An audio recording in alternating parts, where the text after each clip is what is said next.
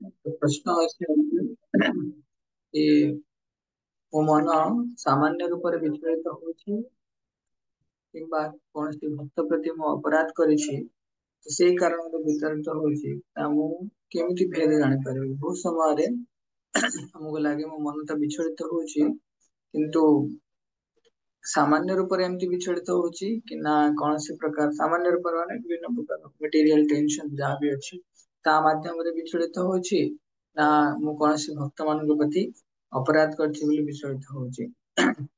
ଆଉ ଏଇଥିପାଇଁ ମୁଁ ବୋଧେ ଭଗବାନଙ୍କର ନାମ ନେବା ସମୟରେ ମୁଁ ଧ୍ୟାନ କେନ୍ଦ୍ରିତ କରିପାରୁନି। ଯେତେବେଳେ ଏଇ ପ୍ରଶ୍ନ ଆସେ ନିଶ୍ଚୟ ଭାବରେ ବୈଷ୍ଣବ ମାନଙ୍କ ନିକଟରେ ଅପରାଧ କରିଥିଲେ ଆମର ହରିନାମରେ ପ୍ରଥମ ସିମ୍ପଟମ ହେଲା ରୁଚି କମ ହେଇଯାଏ। ହରିନାମରେ ରୁଚି କମାଯାଏ କିନ୍ତୁ ଜପ କରିବା ସମୟରେ ଆମକୁ ଏହା ବିଷୟରେ ଚିନ୍ତା କରିବାର ନାହିଁ। ମୁଁ କହିଲି ଜପ କରିବା ସମୟରେ ଆମକୁ ଏହା ବିଷୟରେ ଚିନ୍ତା କରିବାର ନାହିଁ। କାହିଁକି ନା କେବଳ ଭଗବାନଙ୍କର ହରିନାମ କରିବା ସମୟରେ କେବଳ ହରିନାମକୁ ଶ୍ରବଣ କରିବାର ଅଛି। କାହିଁକି ନା ଶ୍ରବଣ ଯଦି ନ କରୁଛେ ତାହେଲେ 10 ନମ୍ବର ଅପରାଧରେ ଆମେ ଅନ୍ତର୍ଭୁକ୍ତ ହେଇଯିବା। ଯଦି ଧ୍ୟାନ ପୂର୍ବକ ନାମକୁ ଶ୍ରବଣ କରୁନେ ଆମେ ପୁନଃ 10 ନମ୍ବର ଅପରାଧରେ ଅନ୍ତର୍ଭୁକ୍ତ ହବା। ତ ଏଇଟା ଆମ ସହିତ ପୁଣି ଛଳନା ହେଇଯିବ। ତେଣୁ ସେଥିପାଇଁ ଯଦି ବି ମୁଁ ଅପରାଧ କରିଥାଏ ତାର କ୍ଷାଳନର ବିଧି ହେଲା ହରିନାମକୁ ଶ୍ରବଣ କରିବା ପ୍ରଥମ। ତାପରେ ସେଇ ବୈଷ୍ଣବ ନିକଟ ଶରଣରେ ଆମେ କ୍ଷମା ଯାଚନା କରିବା। ତ ନିଶ୍ଚୟ ଆମେ କ୍ଷମା ପ୍ରାର୍ଥନା କରିବା ଦରକାର।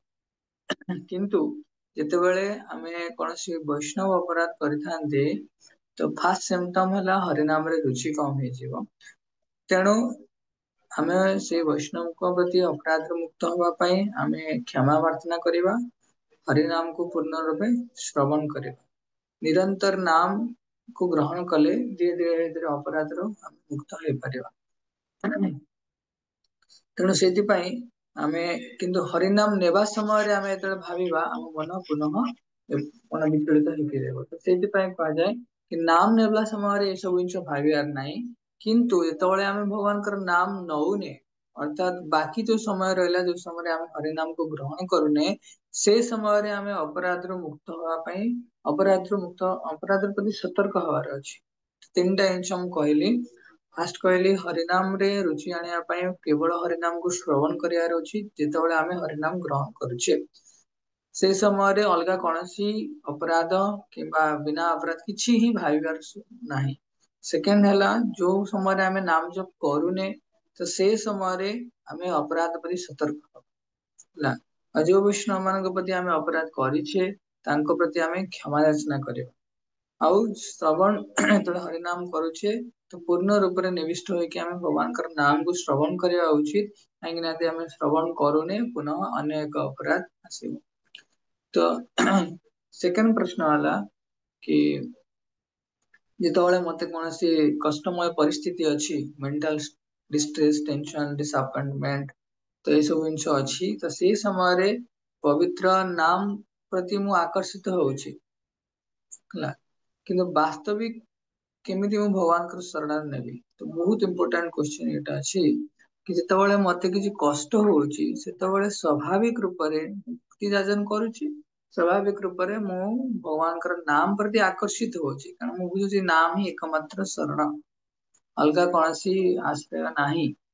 ସେତେବେଳେ ମୁଁ ପୂର୍ଣ୍ଣ ରୂପେ ଆକର୍ଷିତ ହଉଛି କିନ୍ତୁ ବାସ୍ତବ ସ୍ୱରୂପ ଟା କଣ ଭକ୍ତିର ତ ଯଦି ଆମେ କୌଣସି ଭୌତିକ ପୀଡା କାରଣରୁ ପ୍ରଭୁଙ୍କର ନାମକୁ ପ୍ରତି ଆମେ ପୂର୍ଣ୍ଣ ଆକର୍ଷିତ ହଉଛନ୍ତି ତାହେଲେ ଏଇଟା ଆମକୁ ସମସ୍ୟା ଆଣିଦବ। କି ସମସ୍ୟା କି ଭଗବାନଙ୍କର ନାମ କରିବାର ଉଦ୍ଦେଶ୍ୟ କଣ କି କୃଷ୍ଣଙ୍କର ସେବା କରିବା। ଭଗବାନଙ୍କର ନାମ କରିବାର ଉଦ୍ଦେଶ୍ୟ ହେଲା କୃଷ୍ଣଙ୍କର ସେବା କରିବା ତ ସେଇ ମନୋଭାବ ସ୍ଥାନାନ୍ତରିତ ହେଇଯିବ ତା ପରିବର୍ତ୍ତେ ଅନ୍ୟ ଏକ ମନୋଭାବ ଆସିବ କି ମୁଁ ପୀଡାରୁ କେମିତି ମୁକ୍ତି ପାଇବି। ମୁଁ ପୀଡା ଅର୍ଥାତ ସମସ୍ୟାରୁ କେମିତି ମୁକ୍ତି ପାଇବି ସେଇ ମନୋଭାବ ଆସିବ। ତେଣୁ ଏଇ ଭାବ ଶୁଦ୍ଧ ନାମ ଆମକୁ ପ୍ରଦାନ କରିପାରିବ ନାହିଁ।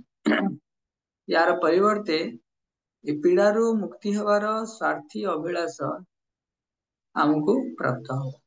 ସେବା ମନୋଭାବ ପରିବର୍ତ୍ତେ ପୀଡାରୁ ମୁକ୍ତ ହବାର ସ୍ଵାର୍ଥ ମନୋଭାବ ଆସିବ। ଯାହା ଆମ ଯୋଉ ବାସ୍ତବ ସ୍ୱରୂପକୁ ବାସ୍ତବ ଯୋଉ କର୍ମ ଆମ ହୃଦୟକୁ ପ୍ରଦୂଷିତ କରିବ।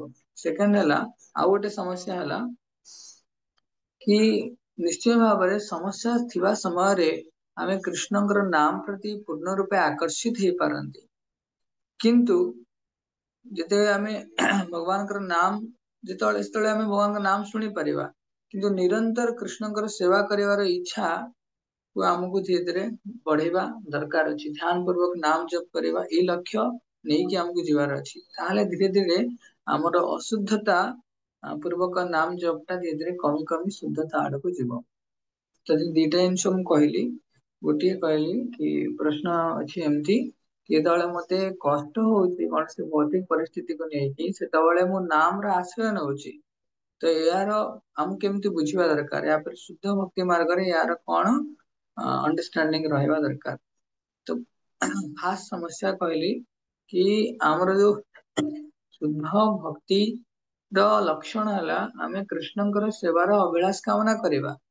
କିନ୍ତୁ ଯଦି ଆମର ଭଗବାନଙ୍କର ନାମ ନେବା ପଛରେ ଏଇ ବ୍ୟାକଗ୍ରାଉଣ୍ଡ ଅଛି କି ମୁଁ ଏ ପୀଡାରୁ ମୁକ୍ତି ହେବି ବୋଲି, ସେତେବେଳେ କଣ ହବ, ଆମେ ସେଇ ସେବାର ମନୋଭାବ ରିପ୍ଲେସ ହେଇଯିବ।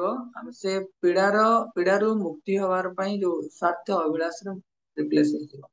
ତ ଏଇଟା ଗୋଟେ କଣ୍ଟାମିନେସନ। ସେକେଣ୍ଡ ହେଲା, ଭଗବାନଙ୍କର ନାମ ନେବା ସମୟରେ ଆମେ ନାମ କୁ ଶୁଣି ପାରିବାନି, କିନ୍ତୁ ଅଧିକରୁ ଅଧିକ ସେ ପୀଡାରୁ ମୁକ୍ତି କେମିତି ହବା ତା ଉପରେ ଅଧିକ ଧ୍ୟାନ କେନ୍ଦ୍ରିତ କରିବା। ତ ଏଇ ଦିଟା ସମସ୍ୟା ଦେଖାଯିବ। ତେଣୁ ସେଇଥିପାଇଁ ନିରନ୍ତର କୃଷ୍ଣଙ୍କର ସେବା କରିବା ପାଇଁ ଯୋଉ ଇଚ୍ଛା ପ୍ରକାଶ କରିବା ହିଁ ଏଇଟା ହିଁ ବହୁତ ବଡ ଜିନିଷ। ନିରନ୍ତର କୃଷ୍ଣଙ୍କର ନାମ ନେବା ପାଇଁ ଇଚ୍ଛା ପ୍ରକାଶ କରିବା, ଆଉ ତାକୁ ସୁନ୍ଦର ଭାବରେ ଧ୍ୟାନ ପୂର୍ବକ ଶ୍ରବଣ କରିବା ହରିନାମ, ତ ୟା ଦ୍ଵାରା ଆମର ଯୋଉ ମୁଖ୍ୟ ଲକ୍ଷ୍ୟ ଅଛି, ଅଲଟିମେଟ ଗୋଲ ଅଛି, କୃଷ୍ଣଙ୍କର ସେବାକୁ ପ୍ରାପ୍ତ ହବା, ଧୀରେ ଧୀରେ ଆମର ଅଶୁଦ୍ଧତା ସ୍ଥିତିରୁ ଆମେ ଶୁଦ୍ଧ ନାମ ଆଡକୁ ଯାଇପାରିବା। ହରେ କୃଷ୍ଣ। ଶ୍ରୀଲ ପ୍ରଭୁପାଦ କି ଜୟ। କୋଟି ବୈଷ୍ଣବ की जय। कल्पतरुश्च कृपा सिन्धुभ्यो पतितानां पावनेभ्यो वैष्णवेभ्यो नमः। कोटि वैष्णव प्रणाम। हरे कृष्ण।